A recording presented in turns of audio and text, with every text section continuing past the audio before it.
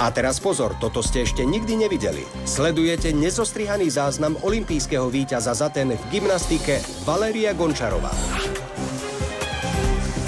Ani jedno zaváhanie. A čas? Fenomenálny.